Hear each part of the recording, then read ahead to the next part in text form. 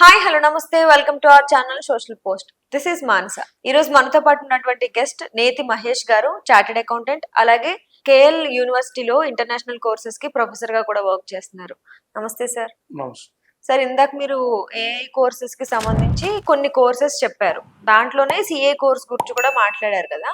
So ఆ course కి సంబంధించి ఇంకొంచెం డీటెయిల్డ్ గా మా ఆడియన్స్ కి షేర్ చేయండి. లైక్ ఎలా అంటే కోర్స్ తీసుకోవాలనుకునే వాళ్ళకి ఎలా తీసుకోవాలి, ఏ స్టెప్స్ ఫాలో అవ్వాలి, ఎలా ప్రిపేర్ అవ్వాలి అనేది నాలెడ్జ్ ఉండదు. సో సిఏ కోర్స్ తీసుకుంటే వాళ్ళు ఎలా ప్రిపేర్ అవ్వాలి, దానికి ఏజ్ లిమిట్ ఎంత ఉండాలి, సెల్ఫ్ స్టడీ సరిపోతుందా, లేకపోతే మనకి ఎవరైనా ఏదైనా గైడెన్స్ కావాలా? సో ఇలాంటి సజెషన్స్ అండ్ టిప్స్ మీ నుంచి మా ఆడియన్స్ కి షేర్ చేస్తారనుకుంటున్నాం. నేను చెప్పింది ఇందాక అంటే ఏఐ తాలూకా ఇంపాక్ట్ ఉండే జాబ్స్ కాకుండా ఏ ఇంపాక్ట్ చేయలేని ఏరియా అని అన్నాం. వాటిలో చార్ట్ అకౌంటెంట్ ఒకటి. ఒక చార్ట్ అకౌంటెంట్ ఇచ్చే సలహాలు సూచనలు ఏఐ రీప్లేస్ చేయలేదు. ఇది ఎక్స్పీరియన్స్ వచ్చే విధంగా కాబట్టి ఇక్కడ మళ్ళీ వచ్చినాం. ఒక చార్ట్ అకౌంటెంట్ కోర్స్ పేరెంట్స్ మళ్ళీ అలా ఆలోచించాలి. అంటే ఆ కోర్స్ చేయాలి. ఏఐ నుంచి తప్పించుకోవడానికి మన పిల్లవాడిని చార్ట్ అకౌంట్ కోర్స్ వైపు వెళ్ళాలి. బట్ ఆ స్థాయి ఉందా లేనిది కూడా మళ్ళీ అసెస్మెంట్ చాలా ఇంపార్టెంట్.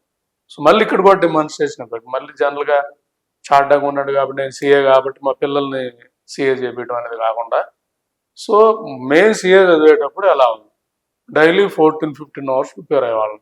అంటే డెడికేట్ గా కూర్చొని ప్రిపేర్ అయ్యే తత్వం ఉండాలి సిఐ.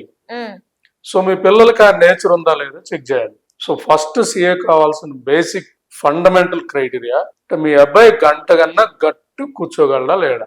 మేమంటుంది 15 అవర్స్ కాదు, 2 గంటలను గట్టి కూర్చొని చదవగలుగుతాడా లేదా. గట్టి కూర్చొని చదవగలుగుతాడు, కెరీర్ మీద బాగానే ఫోకస్ ఉందంటే then you choose it for the CA.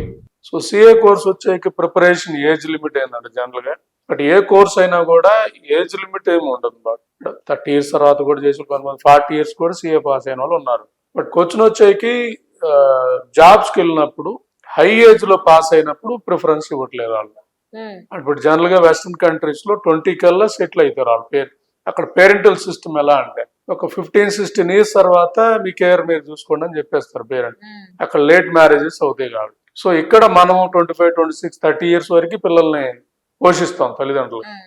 అందువల్ల ఏంటంటే ఇక్కడ 25-30కి వచ్చినప్పుడు మనకి ఎంఎన్సీకి వెళ్ళినప్పుడు మనం మ్యాచ్ అవ్వట్లేదు. ఎందుకంటే అక్కడ వాళ్ళు 17-18కి జాబ్ చేయరు, 25 years కి బాస్ అవుతాడు కంపెనీలు. బట్ మనం 26 years చదివిన తర్వాత వచ్చినప్పుడు మన ఏజ్ కంటే చిన్న అతని కింద పనిచేయడానికి మన ఇంట్రెస్ట్ చూపం కదా, కంపెనీ కూడా అదే చూస్తుంది కదా. అందువల్ల ఏజ్ ఫిల్టర్ పెట్టేసి తీసుకోరు. సో ఇది క్రైటీరియా. ఏ చేయాలనుకున్నప్పుడు 20-21 లోపు అయిపోతుందా లేదనేది ఎస్టిమేషన్ వేసుకోవాలి. అంటే ఆ వేలో ఇంటర్మీడియట్ నుంచి ప్రిపరేషన్ చేయించుకొని అలా అవుతుందా లేదనేది మళ్ళీ మీరు పిల్లవాడి కెపాసిటీని బట్టి పిల్ల విధానం ఉండాలి. మోస్ట్లీ సిఏ కోచింగ్ వచ్చేకి సెల్ఫ్ ప్రిపరేషన్ అనేది అంత అవ్వదు, ఎందుకంటే కోచింగ్ సెంటర్లకు వెళ్లాల్సిన ఉంటుంది. ఇంకా కోచింగ్ సెంటర్ తో పాటు ఫర్దర్ గా ఇంకా మెటీరియల్ గ్యాదర్ చేసుకుని ప్రిపేర్ అవ్వాల్సి ఉంటుంది. అందుకే నేను అంటే స్టార్టింగే 14-15 అవర్స్ కూర్చుంటే తప్ప, డెడికేట్ గా కూర్చుంటే తప్ప అది ఈ జనరేషన్ ఉందా లేదని చూడాలి. మేమంటే రైతు వారి బ్యాక్గ్రౌండ్ నుంచి వచ్చినాం, మాకు అన్ని అలవాటు పనులు చేయటం అలవాటు ఉన్నవాళ్ళం కాబట్టి మాకు కూర్చుంటాం అంటే 15 గంటలు కూర్చుంటాం. ఇప్పుడు అదే ఇంపాక్ట్ రేపు మా అబ్బాయిని 14 అవర్స్ కూర్చోమంటే ఆడికి అవసరం కూడా లేదు. నాకు అవసరం, ఎందుకంటే నేను ఎదగాలన్న తత్వం ఉంది కాబట్టి నాకు అవసరం. ఈ రెండింటికి డిఫరెన్స్ చాలా ఉంది. నేను చేసా కాబట్టి మా అబ్బాయి చేయాలన్న ఆలోచన కూడా చాలా మంది పేరెంట్స్ చూస్తున్నాం. సో మనం చేసింది వేరు, వాళ్ళు చేసింది వేరు, అసెస్ చేసుకోండి అనేది చూసుకొని ఇంట్రెస్ట్ సెల్ఫ్ డిసిప్లిన్ పిల్లడు ఉన్నాడు అనుకోండి సిఏ ప్రిఫర్ చేయండి. ఎందుకంటే సిఏ అనేది ఎప్పటికైనా అది ఎవర్ గ్రీన్. అదొక సొసైటీలో ఒక సెక్యూర్ సొసైటీలో ఒక స్థాయి గుర్తింపు ఏదన్నా వస్తుందంటే only because of chart accountant tag.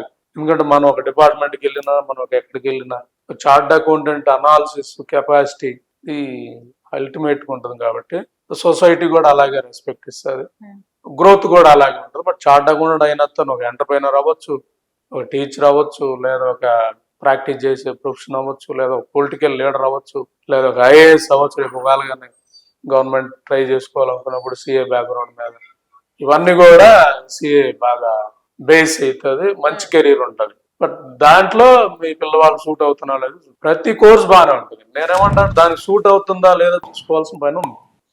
అది చూడకుండా అది బాగుంది కాబట్టి మన పిల్లల్ని నొప్పి చేపించామంటే అవ్వదు. సో ఇక్కడ 4 years పట్టాల్సింది 10-15 ఏళ్ళు అయింది అనుకోండి, అసలు అబ్బాయి కెరీరే పోదు. చాలా డేంజర్ సిఏ ఏంటంటే 30 ఇయర్స్ కూడా సిఏ పాస్ అవ్వకుండా ఉంటున్నారు. అవును. సో వాళ్ళ కెరీర్ పోతుంది, పిల్లలకి ఎవరు పెళ్లి కూడా అవ్వాలి. సో ఈ ఈ యాంగిల్లో పేరెంట్స్ చూసుకోవాలన్నది నేను చెప్పదలుచుకున్నాను. సో ఈ కోర్సుకి సంబంధించి సెల్ఫ్ డెడికేషన్ చాలా ఇంపార్టెంట్ అని మీరు చెప్తున్నారు. సో ఈ ఇన్ఫర్మేషన్ ప్రతి స్టూడెంట్ కి, ప్రతి ఈ కోర్స్ తీసుకోవాలనుకున్న ప్రతి ఒక్కరికి కూడా చాలా helpful sir. Thank you so much ఇంత మంచి ఇన్ఫర్మేషన్ మాతో షేర్ చేసినందుకు. Thank you.